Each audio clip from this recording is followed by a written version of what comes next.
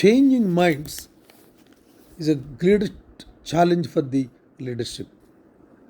It is good to keep changing minds. It shows that you are thinking. You have got an exciting new idea that you feel certain will generate huge company benefits.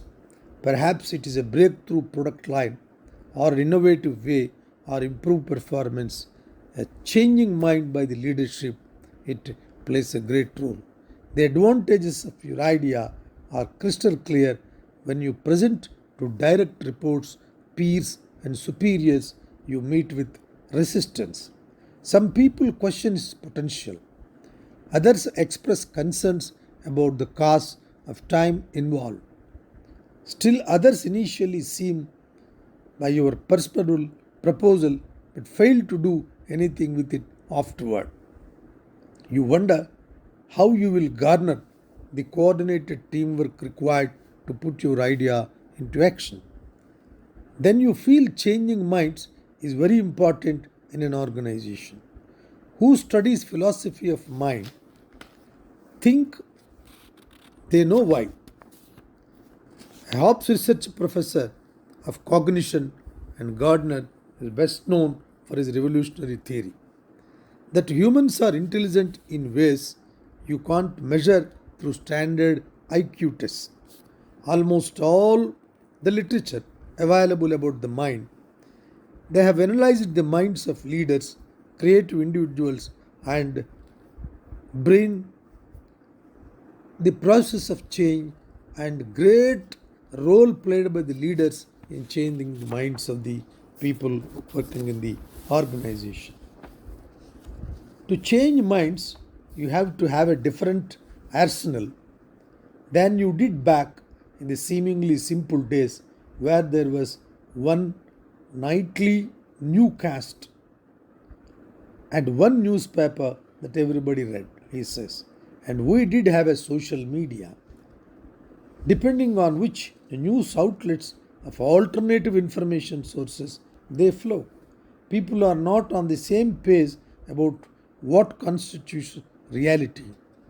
I cannot think of a bigger problem than changing of minds in an organization.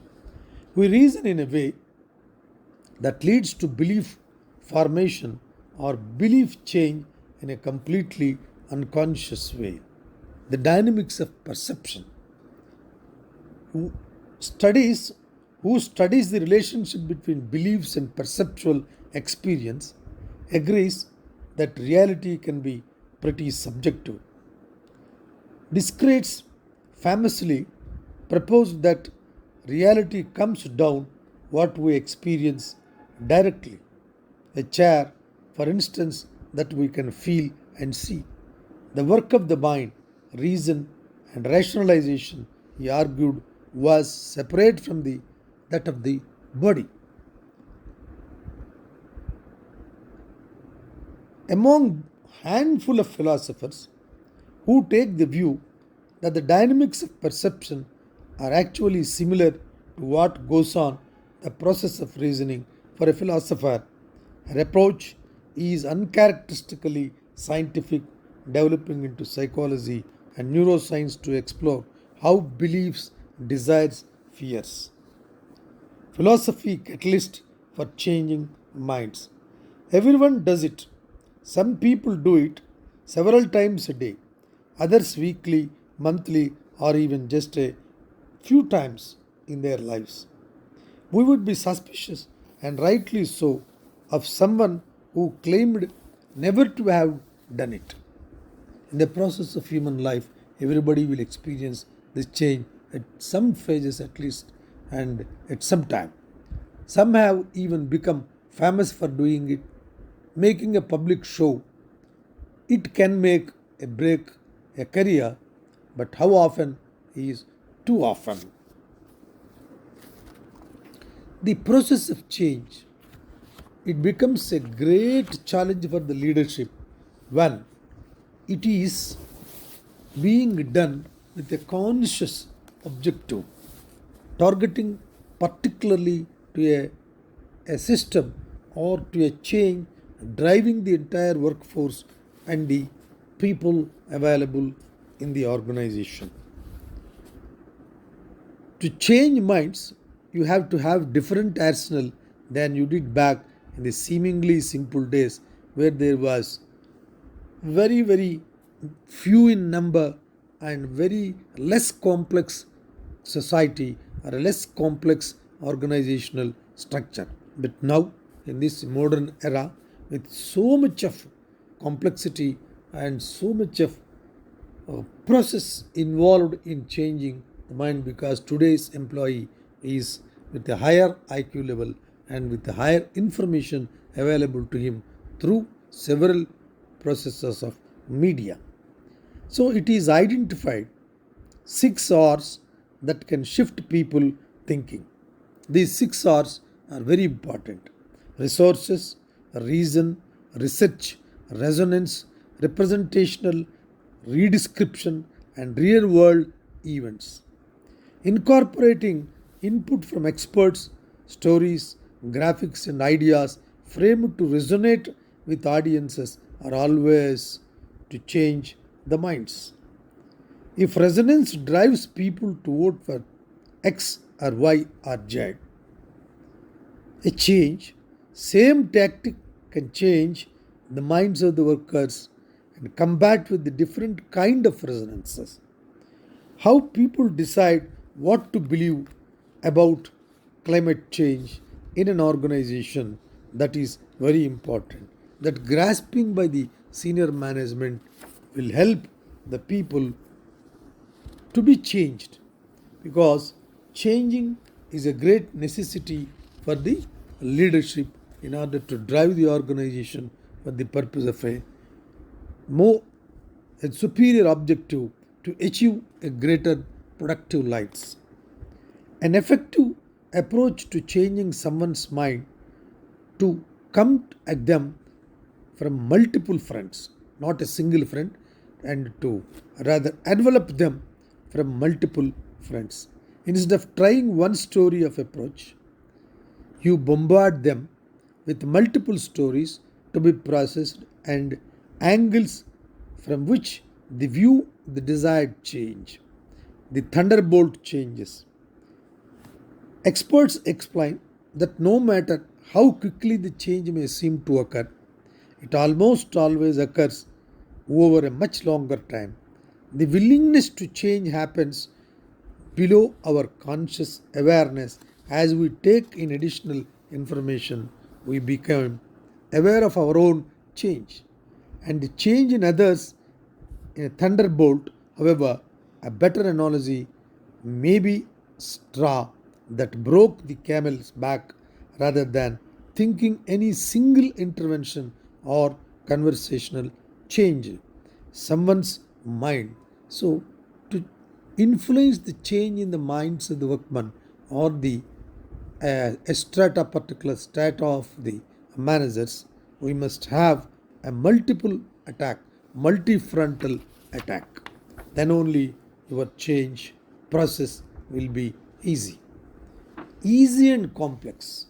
All things being equal, an easier approach will win over complicated approach. Explain. It is explained that complexity creates barriers to adaptation. The more complex the innovation, the less likely people were to adopt it.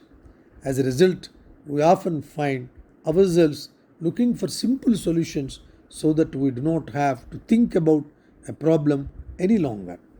The first thing we all want is to ditch those negative thoughts.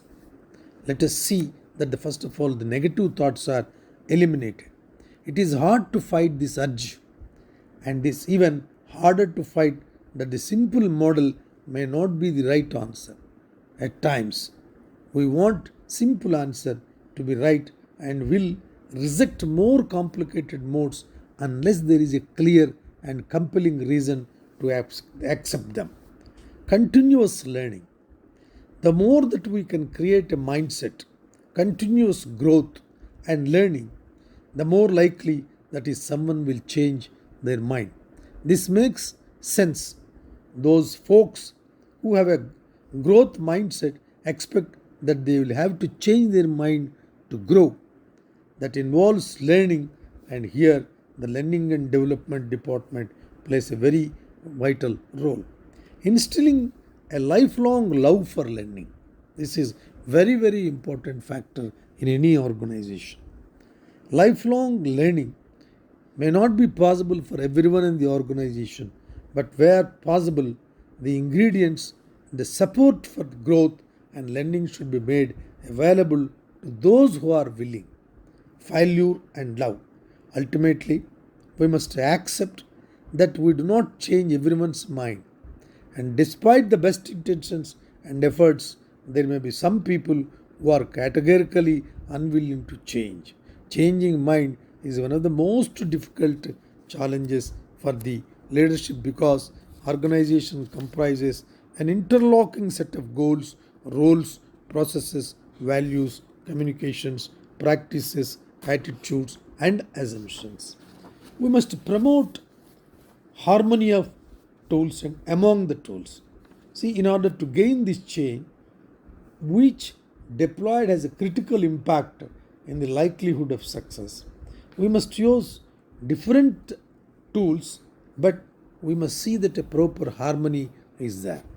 There are leadership tools, there are management tools, there are power tools.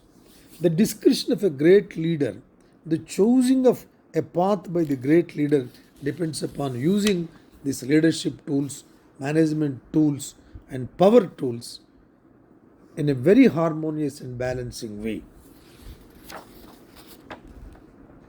We do quickly develop and put in place the systems and processes that support and reinforce this vision of the future and drawing on the practices of dynamic linking. So there must be dynamic linking between the top management and the process of changing or the changing process at the bottom line. We must introduce consistently reinforce the values of radical transparency and continuous improvement. We must communicate horizontally in conversations and stories, not through top down commands. Don't start by reorganizing. First, clarify the vision and put in place the management roles and systems that will reinforce the vision. Don't parachute in a new team of top managers, work with the existing managers, and draw people who share your vision.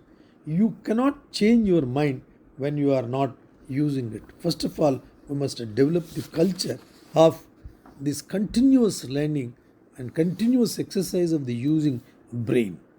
See, a leader, after trying all these methods and tools from his arsenal to bring a change in the totality of the organization, the last resort is power tools because it is a human nature and it is not possible to change everyone in the organization. At times, we may require the power tools, that is coercion, threats, and others. But this must be the last resort. It is ultimately the compassion, the human approach to bring a change by understanding the dynamics of the group which you have and inculcating and instilling confidence in their mind and basically impressing your workforce that a change is required in a particular phase of that organization which requires driven to be driven to achieve higher productivity. Here the art of leadership depends upon how he uses various tools, how he does. The top leadership must take a lot of interest and they must create a group of influencers, communicators, and rather philosophers who can bring a change in a continuous manner without hurting the egos of the people available in the organization.